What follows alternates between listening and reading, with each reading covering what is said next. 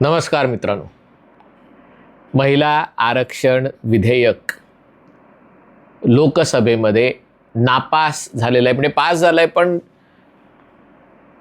डिस्टिंक्शनमध्ये pass न झाल्यामुळे नापास झालेलं आहे. आत्ता 5 मिनिटापूर्वी 298 विरुद्ध 230 मतांनी खरं तर हे विधेयक संमत झालं. पण हे घटना दुरुस्ती विधेयक असल्यामुळे त्याला 2/3 बहुमत आवश्यक आहे आणि केंद्र सरकार 2/3 बहुमत एकत्र करण्यास असमर्थ ठरली. सरकारचा मास्टर स्ट्रोक वाया गेला. आता मी तुम्हाला असं नाही सांगणार की आता दुसरा मास्टर स्ट्रोक सरकार खेळेल, पण शेवटी राजकारणात चित भी मेरी पट भी मेरी असं सगळ्या राजकीय पक्षांचं वागणं असतं आणि त्यामुळे आता भाजपा हे विधेयक अयशस्वी झालं म्हणून पश्चिम बंगालमध्ये आणि तामिळनाडूमध्ये महिला मतदारांची मतं आकृष्ट करण्याचा प्रयत्न करेल. ते यशस्वी होईल का नाही होणार हे 4 मेला आपल्याला समजेल. पण ज्या प्रकारे ही चर्चा या अधिवेशनाच्या मध्यभागी ठेवण्यात आली त्यातून असं प्रतीत झालं होतं की ज्या प्रकारे कलम 370च्या वेळेला सरकारने पूर्ण आखणी केली होती, अर्थात तेव्हा सरकारकडे बहुमत होतं आणि 2/3 बहुमताची तजवीज करणं, कारण भाजपाकडे एकट्याकडे 303 जागा होत्या आणि मित्रपक्ष मिळून 342 होते आणि इतर पक्ष तटस्थ प्रादेशिक पक्षांना घेऊन आणि जम्मू काश्मीरच्या मुद्द्यावर काँग्रेससारखे काही पक्ष वगळता बाकी सगळ्या देशाचं एकमत होतं की हे कलम 370 जायला पाहिजे. तर मला वाटलं की याही वेळेला सरकारने काहीतरी काय म्हणतात त्याला फिल्डिंग लावली असेल, पण जी फिल्डिंग लावली होती तरी कॅच सुटला असं दिसलं. याचं कारण म्हणजे विरोधी पक्षाला, खास करून काँग्रेसला, सरकारला कुठल्याही कामाचं श्रेय मिळून द्यायचं नाही आहे. राहुल गांधींचं जे आज लोकसभेत भाषण झालं ते तद्दन बकवास होतं आणि ते ऐकून मला खात्री पटली की महिलांवर आणि काँग्रेसवर सगळ्यात मोठा अन्याय जर कोणी केला असेल तर तो सोनिया गांधींनी केलेला आहे. कारण कालचं प्रियंका गांधींचं भाषण खरंच, म्हणजे मी काँग्रेसच्या विरोधात आहे यात काही लपवायची गोष्ट नाही आहे, पण प्रियंका गांधींचं भाषण बोचरं होतं. म्हणजे त्यांनी नरेंद्र मोदींना, अमित शहांनाही त्यांनी घायाळ केलेलं होतं. कारण प्रियंका गांधी ज्या सार्कॅस्टिकली भाषण करत होत्या की तुम्हाला काय, मोदीजी किती काम करतात देशासाठी, मोदीजीच कसा विचार करतात, आम्ही सगळे मूर्ख आहोत, आम्ही सगळ्यांना देशहिताचं पडलेलं नाही आहे, असं त्यांनी ज्या नर्मविनोदी शैलीत लोकांसमोर मांडलं ते खरोखर अमित शहा आणि मोदींना आणि भाजपा समर्थकांनाही कुठेतरी घायाळ करणार होतं. हे जे मास्टर स्ट्रोक कल्चर देशात आलं की काय झालं की मास्टर स्ट्रोक, ट्रम्पनी फोन केला मास्टर स्ट्रोक, हे झालं की मास्टर स्ट्रोक, त्याला त्यांनी थेट लक्ष करण्याचा प्रयत्न केला. पण बियॉन्ड दॅट प्रियंका गांधी बरंच सेन्सिबल बोलल्या. राहुल गांधी आज जे काय बोलले ते त्यांनाच कळलं की नाही मला कल्पना नाही. त्यांनी या सगळ्या चर्चेला ओबीसी आरक्षणाच्या मुद्द्यावर न्यायचा प्रयत्न केला. घटनेची मला जेवढी माहिती आहे ते बघता मला वाटत नाही या लोकसभा किंवा विधानसभेच्या निवडणुकीत आर्थिक आणि सामाजिक मागासलेपणाच्या निकषांवर आरक्षण देता येईल. अर्थात जर 2/3 बहुमतांनी मंजूर झालं आणि सर्वोच्च न्यायालयाने ते घटनेच्या चौकटीत आहे असं सिद्ध केलं तर ते होऊ शकेल. पण स्वातंत्र्यानंतर संसदेत आणि विधिमंडळात ओबीसी आरक्षण आलं नाही याचं कारण म्हणजे स्थानिक स्वराज्य संस्थांचे जे कायदे आहेत ते घटनेच्या गाभा, म्हणजे ते घटनेच्या स्ट्रक्चरचा भाग नाही आहेत आणि त्याच्यामुळे सरकारच्या निर्णयानुसार स्थानिक स्वराज्य संस्थांमध्ये ओबीसी आरक्षण देता येतं. जसं आज गृहमंत्री अमित शहांनी सांगितलं, भाजपाच्या खासदारांपैकी 40% ओबीसी आहेत. म्हणजे 20% ज्या प्रतिनिधित्वाची जी अट असते किंवा 27% जागा राखीव ठेवलेल्या असतात ओबीसीसाठी, स्थानिक स्वराज्य संस्थांमध्ये भाजपाचे ऑलरेडी 40% आहेत आणि इतरांचेही पक्ष जर बघितले, इतर पक्षही बघितले तर त्याच्यात हा आकडा मोठा आहे. पण तरी देखील या सगळ्या चर्चेला ओबीसी आरक्षणाच्या चर्चेवर नेण्याचा प्रयत्न राहुल गांधींनी केला. त्या भाषणाला काहीही अर्थ नव्हता. मी कसा रात्री बागेत गेलो आणि आजी मला बागेत घेऊन गेली आणि आई बाबा घरी नव्हते आणि मला भीती वाटायला लागली आणि मग मला वटवाघुळं दिसली, मला कुत्रा दिसला, मला अमुक दिसलं, मला तमुक दिसलं आणि मग नंतर इंदिरा गांधींनी येऊन सांगितलं की मी माझ्या मनातल्या भीतीलाच, जी भीती आहे ती माझ्या मनात आहे, ती काही कुत्र्याची नव्हती, ती काही वटवाघळाची नव्हती, ती काही भूताप्रेताची राक्षसाची नव्हती, ती काही अंधाराची नव्हती, ती माझ्या मनात भीती होती. अशा प्रकारे राहुल गांधींनी या सगळ्याला सरकारचा हा कट आहे की ओबीसी आरक्षण देऊ नये म्हणून त्यांनी हे महिला आरक्षणाचं विधेयक आत्ता आणलं. मला असं वाटतं सरकारने हे विधेयक आत्ता आणण्यामागचं कारण होतं, कारण जे पुढचं जे मोठं संकट आहे ते टाळण्यासाठी आणि सगळ्यांना एकत्र घेऊन जाण्यासाठी. जे काल आपण नरेंद्र मोदींचं भाषण जर ऐकलं असेल, त्यांनी भाषणात स्पष्टपणे सांगितलं की मी स्वतः ओबीसी आहे आणि त्याच्यातल्याही अतिपिछड्या लोकांना धक्का. मोदी अतिपिछडे कधी झाले वगैरे, पण ते खरंच आहे. कारण ओबीसीमध्ये ज्या तगड्या जाती आहेत, म्हणजे ज्यांची संख्या 10%, 12% अशी आहे, त्याच्यात मोदींची जात ही गुजरातमधल्या ओबीसीमध्ये अल्पसंख्याकातली जाते किंवा कमी असलेली, त्या फारशी अशीच जात आहे.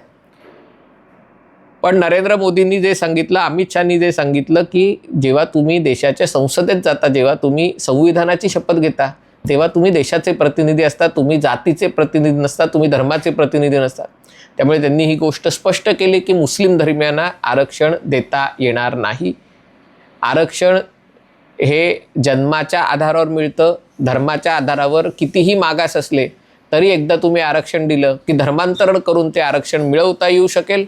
आणि आरक्षण देण्याची तरतूद आहे ही कुठेतरी त्या समाजावर शतकानुशतकं झालेल्या अन्यायाला त्याचं निर्मूलन करण्याच्या दृष्टीने हे करण्यात आलेलं आहे की ते काय आरक्षण दिल्याने तो अन्याय निर्मूलन होणार नाही, पण त्याचं कॉम्पेन्सेशन, त्याची भरपाई म्हणून एक सिम्बॉलिक असं हे आरक्षण आहे. पण महिला आरक्षणाच्या बाबत आज अमित शहांचं जर भाषण पूर्ण ऐकलं असेल तर त्यांनी अतिशय मुद्देसूदरित्या प्रियंका गांधींच्या भाषणावर घणाघाती टीका केली. कारण प्रियंका गांधींचा मुख्य हा गोषवारा होता की हे महिला आरक्षण विधेयक इथपर्यंत येण्यात काँग्रेसनी सगळ्यात महत्त्वाची भूमिका बजावलेली आहे. मोतीलाल नेहरूंनी त्याच्याबाबत विचार मांडला होता स्वातंत्र्यापूर्वी, आणि कशा प्रकारे इतर देशांमध्ये महिलांना मतदानाचा अधिकार मिळाला 200 वर्ष 150 वर्ष वाट बघावी लागली. अमेरिकेसारख्या देशामध्ये 150 वर्ष वाट बघावी लागली. भारताने स्वातंत्र्याच्या पूर्वीपासून आणि स्वतंत्र झाल्यावर पहिल्या निवडणुकापासून स्त्री पुरुष सगळ्यांना, म्हणजे तुम्ही कुठल्या जातीचे धर्माचे कोणी असेल, नागरिकाला, प्रत्येक नागरिकाला मतदानाचा अधिकार देऊन काहीतरी विशेष केलं आहे. आणि मग मोतीलाल नेहरूंनी कसं केलं, नेहरूंनी कसं केलं, इंदिरा गांधींनी काय केलं, राजीव गांधींनी स्थानिक स्वराज्य संस्थांमध्ये आरक्षण दिलं, नरसिंहराव सरकारने हा कायद्याची पहिले सुतोवाच केलं, मनमोहन सिंग सरकारने हे राज्यसभेत मंजूर केलं. म्हणजे त्या जी चंद्राची जी प्रकाशमान बाजू आहे तेवढी त्यांनी दाखवली, पण त्याच्यावरचा जो अंधार आहे तो अमित शहांनी दाखवला की कशा प्रकारे काँग्रेस सत्तेत असताना काँग्रेसच्याच मित्रपक्षांनी हे आरक्षण होऊ दिलं नाही. आता मुद्दा असा आहे की महिला आरक्षणाची खरंच गरज आहे का?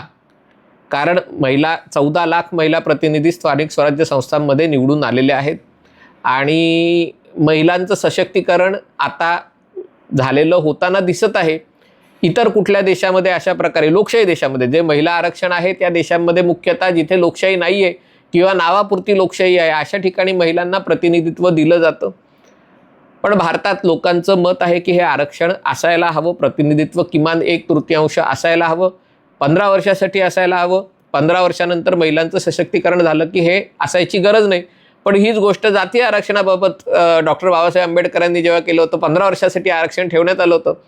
15 वर्षानंतर ते आरक्षण कमी झालं नाही, उलट सातत्याने वाढलं. आणि तीच गोष्ट महिला आरक्षणाबाबतही होईल अशी भीती लोकांना आहे, भीती किंवा शक्यता जे काही म्हणाल ते.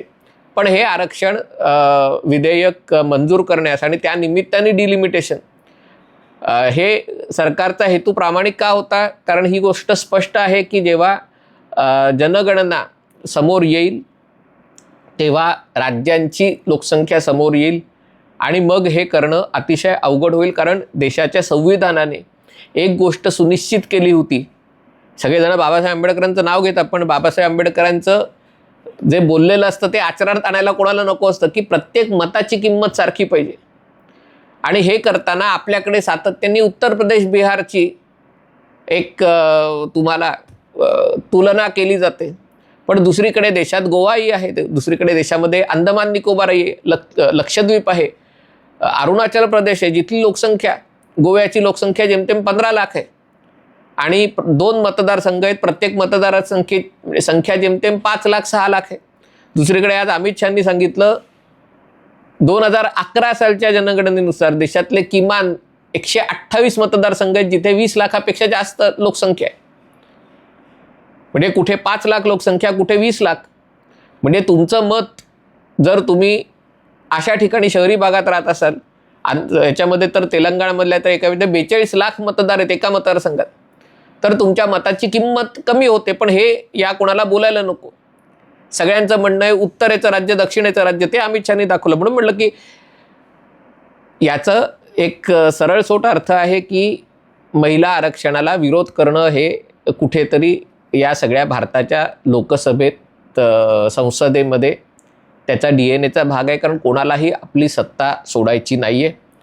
आत्तापर्यंत यात कुठलाही राजकीय अभिनिवेश नाही आहे, पण महिला आरक्षणासाठी सगळ्यात प्रामाणिक प्रयत्न कोणी केलेले असतील तर भारतीय जनता पार्टीने केलेले आहेत. तरी आज भाजपाला हे विधेयक घटनादुरुस्ती करण्यात अपयश आलेलं आहे.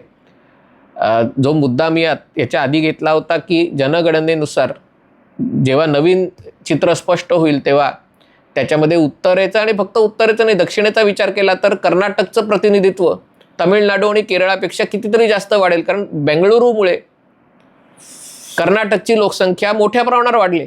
त्या मानाने चेन्नईची लोकसंख्या फार नसल्यामुळे, केरळमध्ये एकही मोठं शहर नसल्यामुळे, आणि याला केवळ लोकसंख्येचा नियंत्रण हे कारणीभूत नाही आहे. आपण मूर्खासारखं माझ्या व्हिडिओमध्ये पण बरेच जण नाही लोकसंख्येचा स्फोट झाला आहे, लोकसंख्येचा स्फोट झालेला नाही आहे. या देशामध्ये लोकसंख्येची वाढ किमान 2.1% वेगाने व्हायला पाहिजे, त्याच्यापेक्षा ती खूप कमी झाली तर देशात खूप कमी तरुण आणि खूप जास्त म्हातारे अशी अवस्था निर्माण होईल आणि देश खड्ड्यात जाईल. देशाची लोकसंख्या वाढली आहे हे खरं आहे, पण आता लोकसंख्या वाढीचा दर कमालीचा घसरलेला आहे. जे तुम्हाला आजूबाजूला गर्दी दिसते आणि सगळं जे चित्र दिसतं ते लोकसंख्येच्या स्फोटामुळे झालेलं नाही आहे. ते चित्र नागरीकरणाच्या विषम प्रसारामुळे झालेलं आहे आणि त्यामुळे जी शहरं आहेत, आपण नवीन शहरं न बांधल्यामुळे सगळे लोंढे आहेत त्या शहरात येत आहेत आणि म्हणून तो लोकसंख्येचा स्फोट झाला नाही. तर लोकसंख्येचा स्फोट झालेला नाही आहे, अनेक गावं रिकामी झालेली आहेत. आणि त्यामुळे जेव्हा जनगणना पूर्ण होईल तेव्हा लोकसंख्येचं डिस्ट्रीब्युशन करणं, मतदारसंघाचं डिस्ट्रीब्युशन करणं लोकसंख्येनुसार अतिशय अवघड होईल. त्याच्यात पुन्हा जातीचा आकडा समोर आल्यावर पुन्हा विरोधी पक्षांकडनं जातीचा मुद्दा काढला जाईल आणि त्याच्यामुळे महिला आरक्षणाचं जे 2029 साली लागू करण्याचं स्वप्न आहे ते 29 साली पूर्ण होईल असं मला वाटत नाही आहे. आता काल काही जण म्हणतात सरकारने हा कायदा लागू केला, अधिसूचना काढली, त्याचे आता काय परिणाम होतील ते बघायला पाहिजे. पण कदाचित त्याच्यामुळे 2029 साली महिलांसाठी साधारणतः 181 जागा राखीव होतील का 543 पैकी हे बघावं लागेल. पण जे 850 जागा करायचं जे आणि त्याच्यात 1/3 जागा महिलांना द्यायचा प्रयत्न होता तो कुठेतरी फसलेला आहे. आता त्याचा मोदी सरकारला आगामी बंगाल आणि तामिळनाडूच्या निवडणुकात फायदा होतो का महिला, कारण बंगालमध्ये तामिळनाडूपेक्षा बंगालमध्ये महिला मतदार ममता बॅनर्जींना, तृणमूल काँग्रेसला विजयी करण्यात अतिशय महत्त्वाची भूमिका बजावतात. आता या अपयशाचा, आणि बंगालमध्ये ओबीसी नाही आहेत फार जास्त, जो भद्र समाज आहे तो आहे आणि मग आदिवासी म्हणजे असा समाज आहे, आणि त्यामुळे बंगालमध्ये याचा फायदा किती होतो त्यावर हा जो आत्ता 3 दिवसाच्या अधिवेशनाचा प्रयोग झाला त्याचं भवितव्य अवलंबून आहे. हा व्हिडिओ आपल्याला आवडला असेल तर कृपया लाईक करा, शेअर करा आणि चॅनल सबस्क्राईब करण्याची विनंती आहे. तुर्तास इथेच थांबतो. पाहत रहा MH48.